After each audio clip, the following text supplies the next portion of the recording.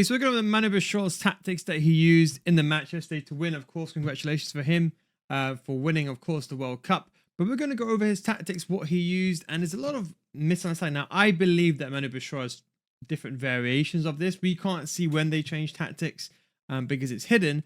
But we do know it's a 4-4-1-1. People think it's a 4-4-2, but actually it's a 4-4-1-1 because of the way the players are laid out.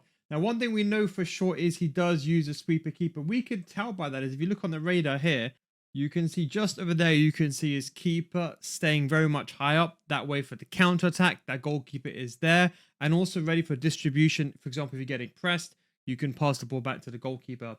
Honestly, it's one that I always forget to turn on.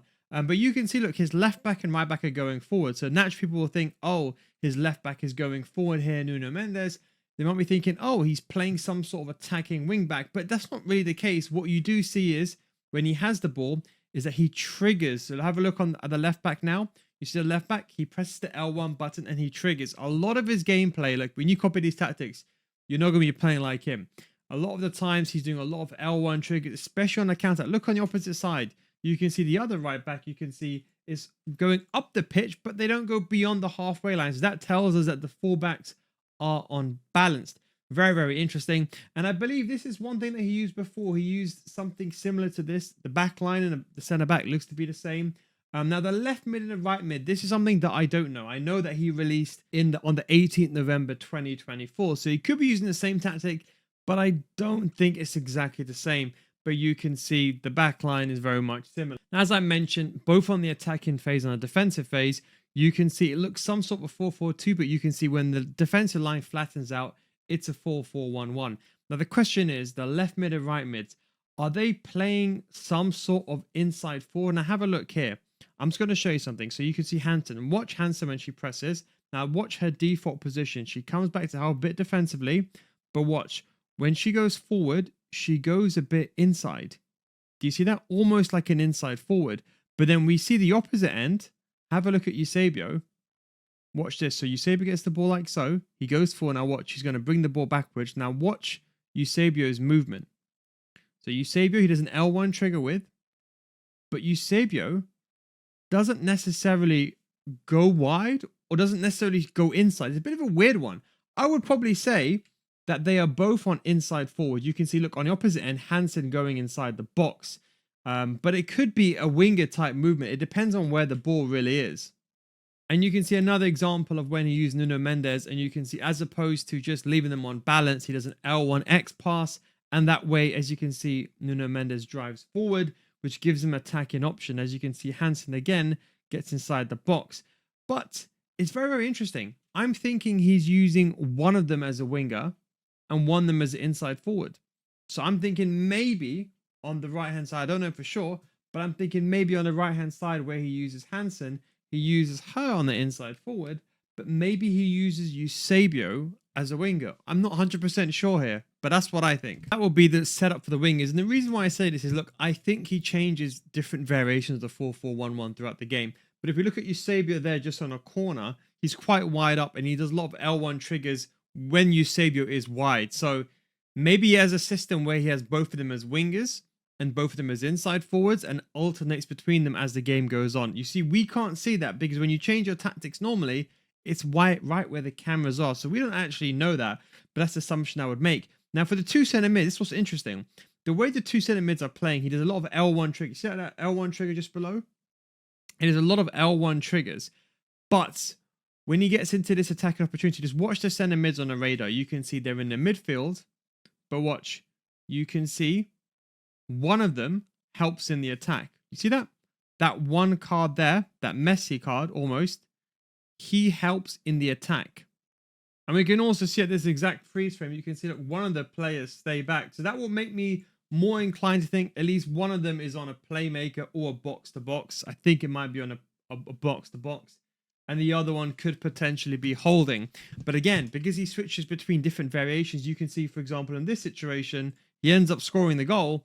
And then just only half a second later, due to a mistake and a very good counter-attack, this is the issue with committing right backs going forward. You can see, look, this time, there's something that you got to bear in mind. So watch Bryce here. I think next time he does this in the future, I think he was a bit nervous, in my opinion. But look here, when you get the ball with your right back, if you're going to make that mistake with James, James is now out of position.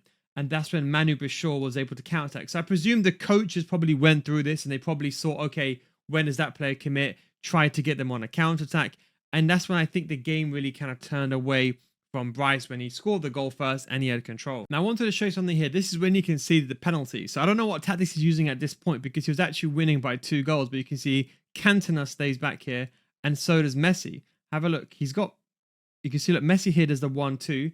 Then he goes forward, okay? Then the way Cantona stays, he holds position. He doesn't go forward, which makes me inclined to think he's on holding. But he does a 1-2 with Messi again. As you can see, Messi goes into the box. And then you can see Messi's in that situation. But at this situation, Cantona stays outside the box. That's what led me to believe at least the player on the left or one of the players either on attacking a playmaker or it could be on a box-to-box. It could be either. And here we can just see another example of gameplay. So you can see just about here when the ball gets swung to Eusebio.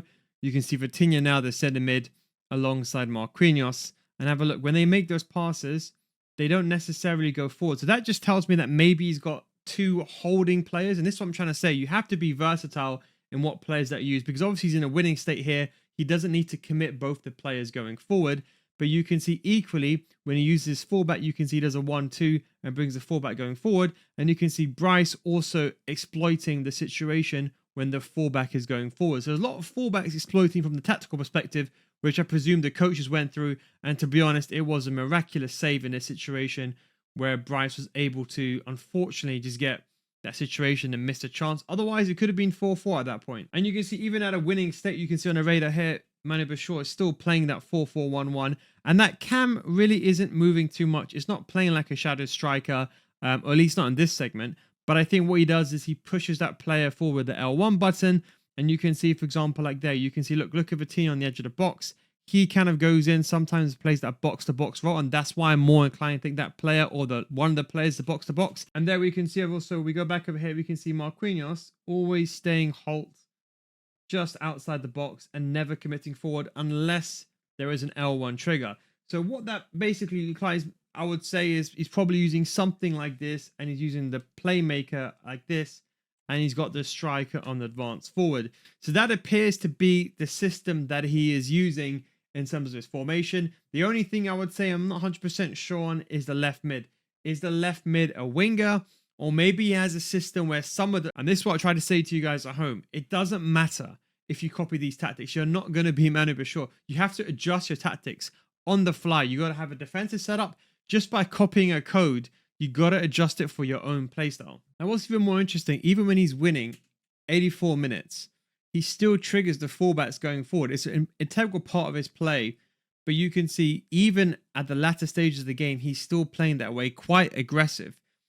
Which is very risky, of course, but someone with that player of that nature and that level, arguably in the GOAT conversation of all time, you could argue he has that skill and ability. Now, for the tactics, I'd probably say it's probably leaning towards balance. I think by the way he's playing, and then I'd probably say even for the depth, I would say maybe you could argue something like a 60 is kind of what I think he's using. I won't know the exact number. Now, I think, again, that he's changing between different formations. So he's probably got one of these with, for example, one of these players like this, and maybe he's got both of them on inside forward like this. He's got different and that's what I say to you, different variations of 4-4-1-1. People see my video, they always ask, why is the code different in the beginning, in the end? Because I always tell you to adjust it for your play style. And I think that's what he does. He has different variations, but I'd probably say if you want to play something similar to him, I would say something like this, but let's see when his official video comes out. And I think he is using, although he might be using 1 or 2 systems, I think for most of the game using some sort of balance system, and he's applying pressure normally. But I would definitely recommend checking out that video. But the most important part of this formation is fullbacks. It's the way he triggers those fullbacks. He uses those L1 buttons to bring those fullbacks into play. And you saw he even did it when he was winning, just so you can have an outlet or a player to pass to and force Bryce to go on the defensive. Even though he knew he could get countered, he made sure he didn't lose the ball. That's the most important thing. But, of course, you have to play like him. One of the key things with Manubachoore, I think, is his counter-attack ability and his ability to exploit opponents' weaknesses. So if someone else commits their fullback going forward, he knows how to exploit that without committing his fullbacks. And if he knows you can lose the ball, he always smartly goes back. I think it's quite interesting. So definitely check out that video. Massive congratulations to him. In case you're wondering, the final code of what I think it is, it's capital Golf, capital Alpha, Foxtrot Alpha, Charlie Alpha Uniform, capital November, capital Quebec, Juliet, capital Whiskey. Thanks for watching. Take it easy. Catch you next time. And don't forget, if you want to get better FC, you can come join my Patreon. It's patreon.com/NoGuides. And if you're a part of the Patreon, by this video should be uploaded right now. I actually go over the game Manubachoore versus Bryce, a bit of live commentary over the game, and a bit of tactical analysis as well. If you're looking forward to that, links down below in the description. Of course, all the other videos. Thanks for watching. Take it easy, and I'll catch you next time. Peace.